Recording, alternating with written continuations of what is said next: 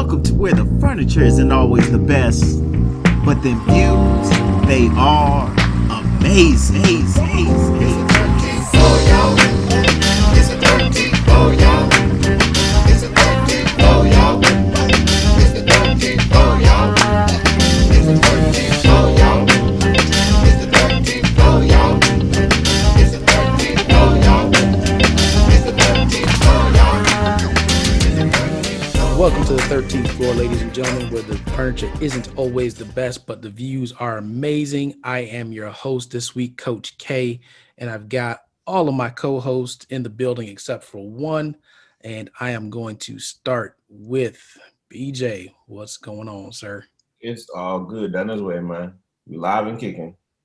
Live and kicking. Okay. El Fresidente. Another beautiful day in Zamunda, man. Out here on Savage Status doing what I do. Looking forward. I got a big DJ gig this weekend, socially distanced and doing great. So, we here, we live, we ready. Okay, we're gonna come back to the DJ gig. I want to hear about that, man. I've been sitting here just like, man, I haven't had a fresh mix in forever.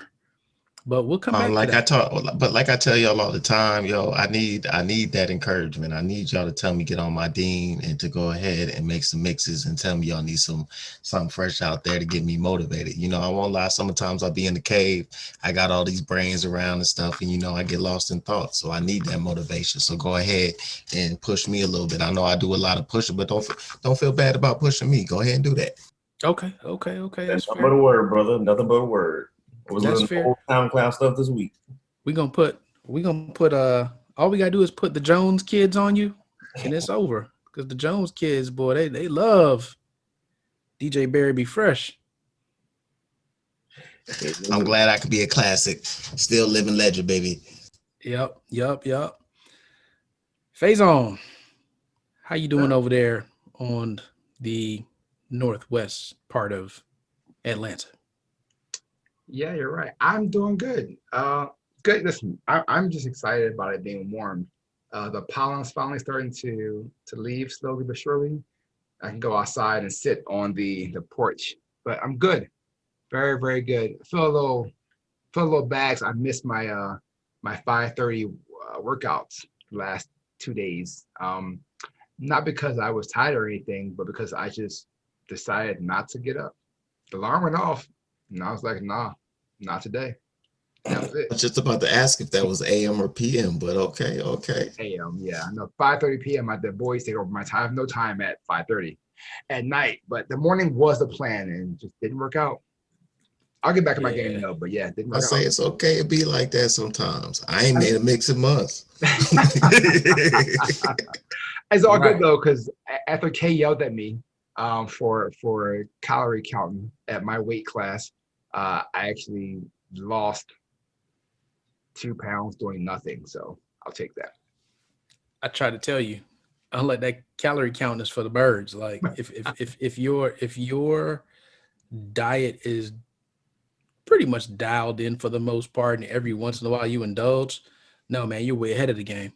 Yep, that's exactly what it was. Because I was doing a counting thing and I was fine with it. But normally I don't eat as much no matter what. So I was just like, well, I'm already hitting that 2,000. But yeah, I got on a scale the other day and I was surprisingly, because the scale I have is that fat meter scale you can hold out and do the whole, I'm not sure the name what it's called, but I got on there and it has that extra decimal at the end. So you can see that point, whatever. Right. And it was 222.2. And I was like, wow, that's awesome. And then this morning it was 2209. I was like, oh, there goes into that. So it was just cool to see all twos across the board. Like, that's something you never really see. So I was just excited about that. Right. I don't know what happened to your volume, but we're gonna need a little bit more. Oh So man. while you're going through that, Yep. it's funny. So since we started, I am down 6 pounds, and I haven't counted not one calorie, and I probably haven't even been as consistent as you. I just jumped into, okay, I'm gonna go hardcore with my intermittent fasting for sure. I'm gonna try and eat my last meal by 7. I won't eat again until somewhere between 12:30, 1 o'clock, and then I try to be done by 7. Done. That's Yeah, I it. was good. When I did that back in the day, first I was good, and then schedules got all thrown off, and I need to get back on that the intermittent fasting piece and just be when I do eat and stop eating so late. Again, that's come back to my Achilles heel. Yeah, I think I gotta eat in the morning or I get a headache, but I can miss that middle of the day gap, let it burn, and I'll eat usually in the evening. But yeah, I tried the morning thing until like 3 o'clock, 4 o'clock. I'm sorry, until like 10 o'clock or 12. And when I got past 12 o'clock, it was just like my body said you gotta put something in there. So Now, when you did that, did you also not drink any coffee? this is prior to the coffee drinking. So yeah, this is way earlier. Oh, Way earlier. okay. I tried it and just not my thing. I'd be curious because if it was way earlier, it could Was the be caffeine? no. No, If you before said it that, was before the coffee, I wonder if it's before you cut sugar. oh, maybe. Yeah, was it Mountain Dew days? Oh, for sure. Oh yeah, it's the sugar. Try it again. But anyway, this It isn't was, that yeah, it was podcast. Mountain We're on a Dew totally days. different I podcast apologize right for now. everybody. I'm going down my rabbit hole of intermittent fasting, but take care of yourselves. That's one report is we're talking about taking care of yourself. Take care of your body.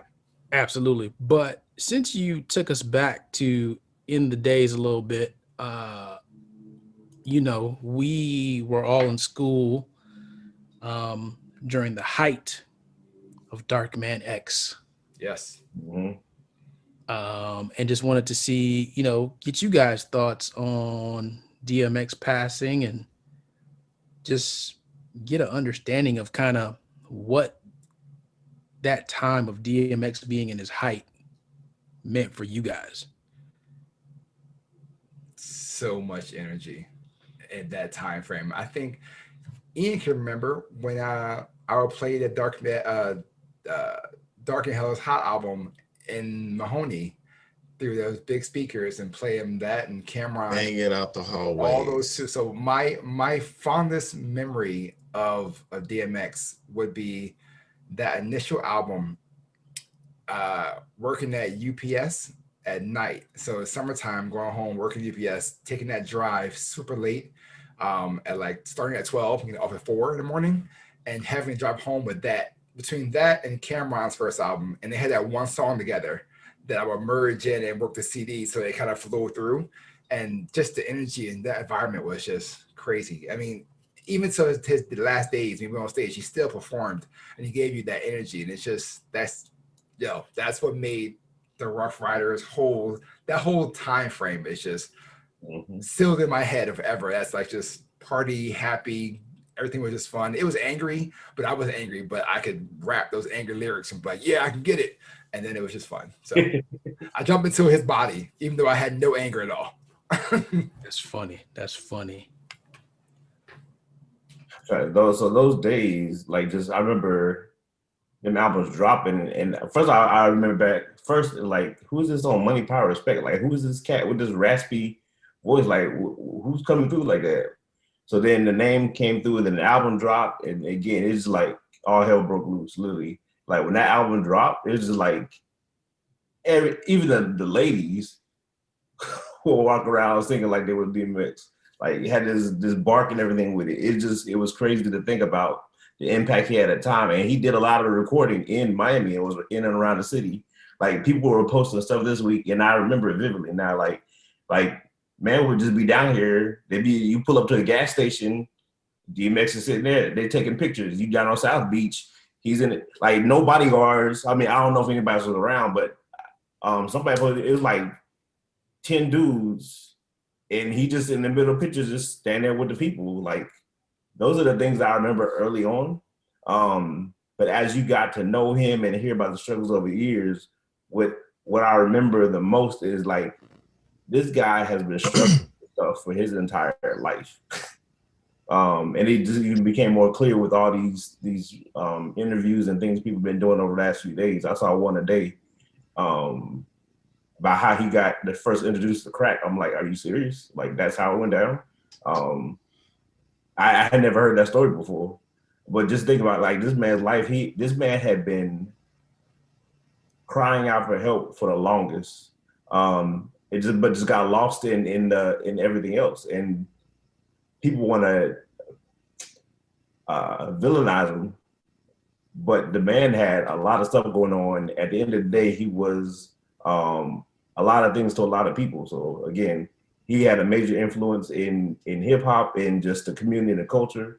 And honestly, from a personal level, I understood what he was when that man prayed on his album and in other things.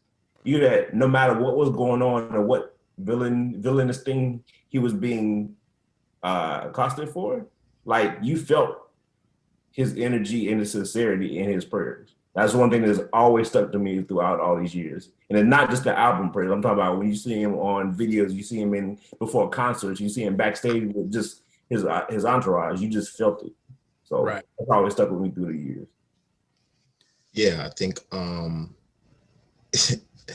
it's his energy. I think DMX is the first like thug I saw cry, right? Like the first dude that you saw who was like, yo, I would never want to be on the bad side of an argument with him, but then you would see him cry just like a baby, and just have that passion from whatever he did. And I think that's what being a man of the people. He did all of that stuff in Miami with no security guards, but he did that all over the world with no security guards because he was just one of those men of the people. And listening to stories, him talking about, I was at a party this weekend and one dude tried to tell me that DMX wasn't lyrical.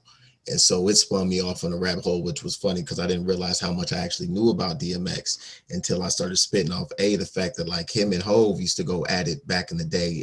And he was like the king of all street battles, back in the day before he even got to doing albums or any of that. But then also once he was on, because Buddy was saying like his voice is like his, that's what got him on, like that push him further. I'm like, no, his voice cuts and get your attention, but it's really what he's saying and how he says it. Because if you want to give a true example, Ja Rule is the perfect, apples to apples in a sense comparison.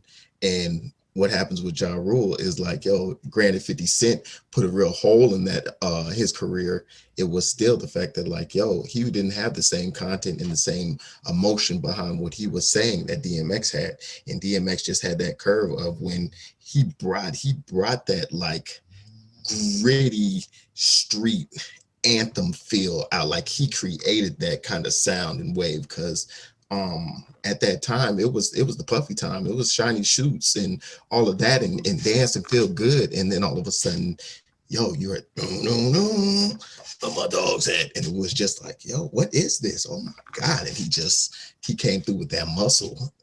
So I think the first song that I heard DMX on was a LL Cool J song. It's funny that you got 1, 2, 3, 4 Fresh Up. The song was 4, 3, 2, 1. And it had Redman and Method Man and DMX on it. And Redman, Method Man, they do that thing. I think was he last on that track? No, maybe LL was last on the track. LL was last. LL LL was last. But this dude came in and it was just like, who is that? And then my next I forgot about that one. introduction to DMX was at Club Amnesia. I'm at Club Amnesia with Jay, and I think Regina, and Juvie was supposed to perform that night, and that's when Ha was out. And Juvie gets on the stage, and some of the other cats are there from Cash Money, and he starts up and he's going, and the crowd's kind of into it, and then all of a sudden you just heard, grrr, and everybody was just like, "What is that?" Well, DMX had walked in, and they had already gave him a mic, and they basically just told Juvie to get off the stage. Juvie, no, stop. Hey, no, cut his set. Like Back that thing on off stage, and yeah, we're gonna get DMX up here. No, back that thing wasn't even out yet. Right? That can make sense, yeah, because How was good, but it wasn't that level. Correct. It wasn't at that level yet. But stop, drop, shut. That was out. Yeah. Oh, that was no. It was over. Like he got up there, he didn't even sing the whole song. He started barking and people went crazy. And then like Total once sidebar. Not to cut you off, but a sidebar. They do have the Rough Riders thing on BT. Like BT did. I know they did Rough Riders, and they did No Limit, where they did like the whole story of them. Mhm. Good watch. My bad. Back to the story. So he gets off the stage and then Juvie gets back up there and starts all over again. But it was crazy. It was crazy. And it was like, wow, like this dude that just happened. Just came and ate the the setup just because it just stopped that Yeah. whole man's. I would Right. not want to follow him on stage. It's just like, nah, I'm good. No, not at Yeah, all. no. And then I mean, obviously, look, we had a DMX doppelganger at UM that used to be there, and then every once in a while, it was actually DMX. Yep. So, Facts. so that was Facts. crazy. And then I would run into him at the barbershop because he would come there to get his haircut at Headliners, which was just Yeah. hilarious. Was the Deep posted that picture today? Him, DMX in his Yep. chair, He's in and the chair. And Yep. Sadiq. Yep. Sadiq right there. Yep. And you just walk into the barbershop, he'd just be sitting there, like waiting to get his haircut. Like no entourage, no nobody. Crazy. But I think the biggest thing, I think why, like that time was fun, right? But I think a lot of times, some of the reasons why I'll speak for me specifically, and I think it's for other people, the man's name was DMX, but it was Dark Man X. And you could tell in some of the songs, like you could feel the darkness, but then to know that this dude could put this light out, right? Like we talking about the light coming from the darkness, and it was almost like people identified with that, and you wanted to see him succeed. Like you wanted this dude to get past all this that he's putting out in the music, but at the same time, it was letting you know that hey, whatever you going through, there's light. Like you can still come out. Like you just gotta find it. I think I that's you hit the nail right on the head, is that he brought the ability to see and understand. Yo, if he can come from what he's come through and what he had to deal with, and he's doing what he's doing, and he's motivating people the way that he is, like he is the what created Jeezy, you know what I mean, and the whole trap movement in a sense, because that raw hood energy, is like what he transformed, and the ability for people to see that, again, thugs cry, you know what I mean, but like, yo, they can still be passionate. It doesn't mean that they're out killing everybody all the time. They can still be motivated and passionate about things. And it was, while it sounds funny to say, it's one of those things that are like, people don't think about it like that. You think of thugs as thugs and try to act like, oh man, these dudes ain't got no heart, but it's like, no, most of them are just like you. And it was that realization that like, yo, I might transform my anger in a different way than you most times, but still like seeing how the beauty of what he could put together. Because like BJ was saying with his prayers, those were something that were so, I don't know any other rap artist before that, or even really after, who put prayers on their albums, and like everybody would listen to them and be able to recite them word for word, and you would feel the passion and emotion. And it wasn't like he was saying some, fake, like, but I'm gonna get chicks and type prayer. It was like a real prayer that is just like, when you really think about what he did, and the movement he created and how he paved it, is awesome. dude, not even the rappers that turned preachers. Mm. Like, have you ever listened to a Rev Run? Seriously, like, in saying that, I was seriously sitting here thinking, like, I don't Have you know. ever listened to a Mace sermon? Nope. Thank you. Nope. Especially on his album, like when he was that, it's crazy to think of that. I guess juxtaposition is like Yep. you think of, you got a song like Where My Dog's At, and then it's ended with a prayer, and like a prayer that you could say in any church in the world, and they would be like, oh my God, who is this guy? Is this some, like, who is this? If nobody knew who he was and you brought him up to any church to say that prayer, everybody in that place would be like, oh my God, is this the new Falling out. Amen. Amen. yeah, like, period. But he just it's that juxtaposition that is because of that. Um, you saw my interpretation when I heard that even back then. It's like, yeah, you got this, but this man, he's an artist. He's doing this as a craft. He's doing this as his way to make money, put bills on the table, get ahead. But this man has a heart. This man has a soul. He's fighting for. Like in everything he did, he's fighting for his soul, and it just keeps that dark man X that cloud hung over his head for years with all the stuff that's been going on with him. This man in jail, out of jail, drugs, like kids situations, family situations. Like that man was fighting demons on a regular basis. But that's what was the appeal of it too, was that he admitted it and that he conversed and put that out there. Most people, the demons that they fight, they put in the closet.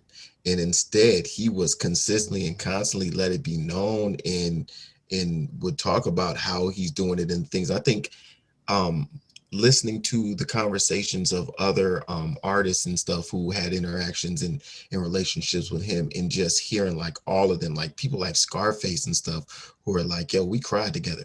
And it's just like, what do you mean we cried? And it was like, yo, he was standing on some wire thing in some hotel in Atlanta, and it was kind of like he was gonna jump. So really I was more emotional about like, yo, don't off yourself. But then it got into where we were talking about something else and got into praying and XYZ in life. And it's just like, you hear that is not what you expect when you see where my dog's at, but then it's what you understand when you hear his prayer. You know what I mean? That's what is amazing about it, is being able to so easily see like, yo, it is all together in one person, and being able to have that visualization that is okay. Here's the other thing that I didn't know. So I remember when he first came out and people were like, oh, here goes this guy, he's trying to look like Tupac. And he just stopped that whole thing quick. Like, I'm not Tupac. But then to think about at the time that he came out, it didn't occur to me until just the other day that this man was older than some of the popular hip hop artists that we know. Like, to see that this man is older than Busta Rhymes. You couldn't tell though when he was on stage. You could not tell when he was rapping. You couldn't tell anything. Just when he was around, you couldn't tell. Again, I don't know if you guys heard like even like the full story of how he got on with Def Jam. And again, I encourage everyone to go watch that BT. But so anyway, this man had been killing in the streets, and DMX, when he was growing up, he had a dog that he stole from somebody and like was taken care of, couldn't have it in the house. And so his mom like made him like kick it out the house. So he used to live on the roof with the dog, all kinds of stuff. But anyway, fast forward, he used to go around killing it. And Irv Gotti actually was the one who got the in the door with Def Jam, and only for the main sole purpose of trying to get DMX signed. So couldn't get him signed because he got on as an A&R. Couldn't get him signed, quit the job as an A&R. Leo Cohen calls him up like, yo, why'd you quit? Man, I told you I want to sign DMX. That's the only thing I want to do. They're kind of like, he's like, look, come to Yonkers tonight. I'm going to show you. They take this man to Yonkers, him and Kevin, what's his name? Kevin, the other one. Come on. I don't know anybody up in Yonkers. Laos. Is that it? The other, I think it's Leo Cohen and Kevin House. But either way, they go down to the studio. A bunch of other dudes is rapping, blah, blah, blah. All of a sudden, it's like 3-4:30 now in the morning, getting to where like the execs are like, yo, I'm about to cut out of here. All of a sudden, here comes DMX coming with a dog. This man's jaw is wired shut. Says that he goes in there, starts spitting. He's spitting. You can hear the wires like loosening up from him spitting whatever, and shakes hands with the execs. They said they go outside. Herb Gotti said Leo Cohen turned to him, and I don't know if you guys know who Leo Cohen is, but he's like the English looking white dude who be in like Def Jam and all that other stuff. Not Rick Rubin, but the other tall dude. And so he was like, man, like we were in there, he was chill, cool, didn't really say much. As soon as we got outside, he went crazy. We've got to pick up the litter. Oh my goodness. He's like, he went nuts. But that's But funny. like, So there's a video. I want to say it's like 20 minutes long. It's like a little mini movie. It's called Angel. You can find it on YouTube.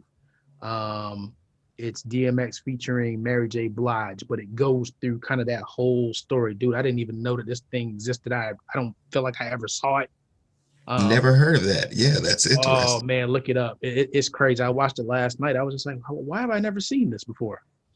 And it kind of depicts that whole story and where he was at and what was happening at that time. It's pretty cool. Please send the link, sir.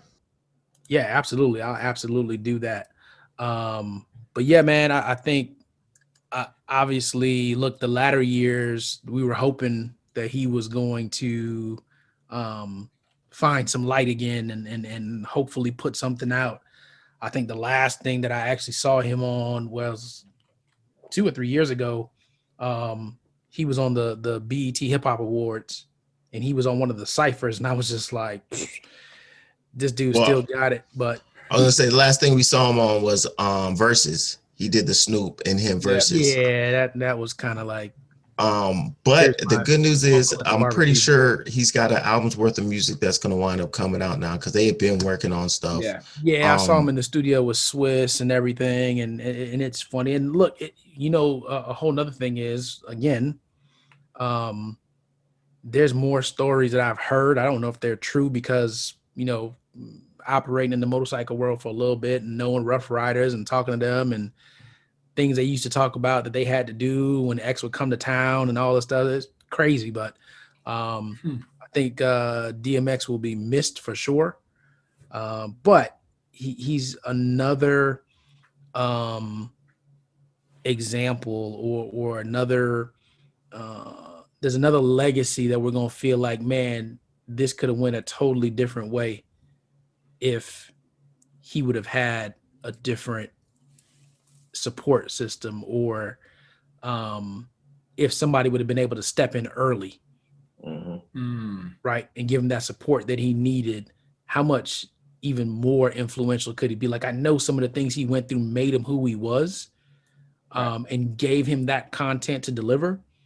But I still think there was a point where, things could have went a little bit different for Earl. And what could he have done? So, to you guys' point, there were so many demons that he was just carrying at that point. And if somebody would have jumped in and been able to chase away those demons a little bit earlier, what would his true impact have been? I think that the thing is, right, it's like people who have that power, like his exercising his demons was creating that music. And in creating that music, it also created the character that made him too hard-headed to accept the help that people would try to, give him. Because I find it hard pressed to believe, and especially looking at dudes like Swiss and stuff, that they didn't have, an attempt to be able to, yo, bro, you gotta for real. But at the same time, I can see DMX was very much I'm going to do what I want to when I want to, and I dare, and not even you can't. I dare you to tell me that I can't do what I want to when I want to. So it's that He had you have to take. I was going to say, you have to take note mentally of, like, while being able to exercise it, you have to be able to receive the help that people are trying to provide to you, and being able to accept that message. Once you guys watch that video, you're gonna be like, oh, I got it queued up. It's there, ready to go. Yeah, But I think that he was he probably was at his best behavior, we'll say, I guess, or best mental state when he was in the studio, when he was able to pump out albums and songs. And I think when he's on tour, he's out and about, that's where all the demons come in. But when he was in this space, Unless No, I'm no, go ahead. I don't want to cut you off. I'm saying if he's in his space, that's where I think. I mean, this dude was the first one to put out 2 albums in 1 year, like to drop that back to back, and both of the albums be fire. When they said that second album drop, I'm like, wait, nah, y'all tripping. Like, yes, It ain't so- even just about him putting that. It was about, it wasn't the first to put out 2 in 1 year. It was that they both went platinum. That they were both platinum albums in that year. Many people have tried to go ahead and put out more material, but it doesn't mean that anybody cared. Yeah, right. So if you remember, and maybe you don't, but also shortly after or during those albums dropping, his grandmother died. Yeah. And Yeah. that's when it just seemed like the train went off the tracks. And it just seemed like he never really came back at that point. I remember that one album he did, I can't even remember the name of it, Grand Champ maybe. And like the whole album was like him talking about Ja Rule. And I was just like, dude, really? We just did a whole album like about Ja Rule? Come on, man. But anyway, you know, we honor DMX. Look, some people I know don't care for him. You know, some people get wrapped up. Oh, he had all these kids. He ain't take care of all of them. You know, he had the thing where he was on, what's her name? Iyanla Van's aunt, whatever her name is. Her Getting Life Right thing. Yeah. Yeah. Fix My Life or whatever it is, where one of his kids was on there that he didn't have a relationship with. And he was just like, hey, you know, the son was like, hey, you know, I want to have a relationship with you, but you know, you can't be on the alcohol and the drugs. And he's like, hey, this is who I am. You know, and if you don't want to, you know. And he had some choice words for him and walked out and was done. Yeah. So, you know, some people don't, but I just think, look, when you have a person like that that's got. Yeah, didn't happen with Kurt Franklin, but that's a different story. Never mind.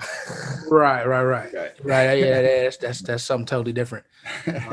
And to our knowledge, he's not on any drugs, but to our knowledge. Right. When somebody just has those type of demons, like you got to realize like the good moments that they put out, it's just a good moment that they had is something that where they had clarity to deliver. But then the rest of their life is darkness. Yeah.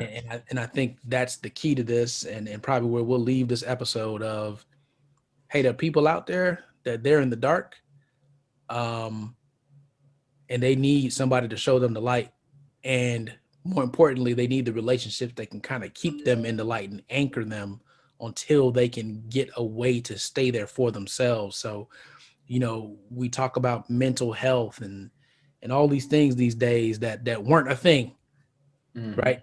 Until the last, I don't know, 3 to 5 years, right? We didn't hear people talking about, oh, you need to take care of your mental health and these things. But, you know, here's yet another example of, hey, if we could have helped this man deal with his mental state, could he have shook these demons? Yeah. Fair question. All right, well, we're going to close this one out. Fellas, I know we're supposed to be on some type of break. But we had to take a moment out of break, and I guess we're going to break a little bit differently. We're going to get in some real personal conversations and whatnot. So I'm going to close out in regular fashion, though. I'm going to open up the floor. Faison, I don't know if you got a corner. If you don't, that's okay, too. I think this week I'm just going to let it be and just enjoy the fact and enjoy the life of Darkman X, Earl. Nothing good to say this week. Not good, but just focus on your mental health and reach out. Don't hold it to yourself. Reach out, man. Yep. You are not alone. You are not alone. Fresh coming to you. Well, you know, normally give y'all all of this juice, but since we got sprung with this DMX passing, I figure it'd be dope to go ahead and do the prayer. Why not, right? Exactly. You know what, man? It's funny because I was going to end with BJ because I figured he was going to come with something on that spiritual level for us. But go ahead and take the baton. I mean, I figure, hey, why not? So let us pray. Lord Jesus, it is you who wakes me up every day, and I'm forever grateful for your love. This is why I pray. You let me touch so many people, and it's all for the good. I influenced so many children. I never thought that I would, and I couldn't take credit for the love that they get because it all comes from you, Lord. I'm just the one that's giving it. And when it seems like the pressure gets to be too much, I take time out and pray and ask that you be my crutch. Lord, I'm not perfect by a long shot. I confess to you daily, but I work hard every day, and I hope that you hear me. In my heart, I mean well, but if you help me to grow, then what I have in my heart will begin to show. And when I get going, I'm not looking back for nothing because I will know where I'm headed. I'm tired of the suffering. I stand before you, a weakened version of your reflection, begging for direction, for my soul needs resurrection. I don't deserve what you've given me, but you never took it from me because I am grateful and I use it and I do not worship money.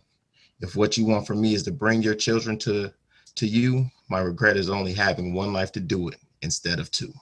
Amen. Amen. Wow. Deacon Jones, you got anything for that?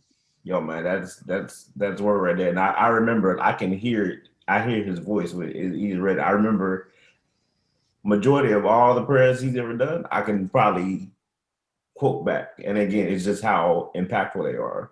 But the thing I got to leave with this week is just on the same topic about your support system, who's around, and Black men, we got to do a better job. Like I'm so appreciative of this group right here. Again, we talk about stuff, we go through stuff, we support each other through the ups and downs, and those are the things that I personally need in my life. I can't speak for everybody else, but those are the things that when the world gets you down, just it's not even have to be me directly. Sometimes, like Kay may say something to Art or Ian, it's just like, yo, I needed to hear that myself, so I'm gonna take it and run with it. I just finished a call this afternoon, and again, that whole environment piece and surround yourself with. I'm so lucky at this point in time. The organization I'm now a part of for my 9 to 5, they just had an event this evening talking about the 2% is not enough, talking about the number of Black males in the field of education. If you look at the entire field of education, only 2% are Black males across the board. And the recurring thing was support systems, holding each other accountable professionally, but supporting each other brotherly. That was an underlying thing. So again, that whole thing manifests itself in all areas of our life, and we just got to keep on pushing each other, supporting each other, but don't forget who we are in the process. So whatever we can do to support each other, support y'all out there listening, like we're here, like we got to, because ain't nobody else doing it. If you look around the rest of the world, they kill us off left and right. Yep. Ladies and gentlemen, that is our show this week from the 13th floor. And real quick, I'm not going to drop my thing. I think I already did mine. But the importance of environment, that's something you can look forward to on the next episode, because I think there's an expectation there with environment that we look at as it's going to be it's going to solve everything for you. And I think we're looking at environment the wrong way. And I think that's something we're going to visit on the next episode. So make sure you tune in. We appreciate you for listening to this one. Definitely share with a friend, a family member, a relative. Leave a comment, leave a review on all the various platforms. Faison, you weren't on. We happened to fall upon or discover before you got on that our particular podcast is ranked in the top 10% of podcasts in the world. Shut your mouth. Yeah. We just happened to find that earlier, and that's out of ranking, what was it, like 2.1 million podcasts. Wow. And we are ranked in the top 10% of the world. So that was mind-blowing to all of us. Yeah, We were like, yes. oh, wow, okay. You know what we did when We thank you all. We thank you all. Yes, we thank everybody first of all for doing that. And I noticed that when we did on Anchor, because Anchor had international, and I kept seeing Europe and other places that were listening to us. So shout out to everybody, man. That's a big deal. So we love y'all. Yep, absolutely. All right, ladies and gentlemen, that's been our show. Thank you for joining us on the 13th floor, where the furniture isn't always the best, but the views are amazing. Amazing. It's the 13th floor, y'all. It's the 13th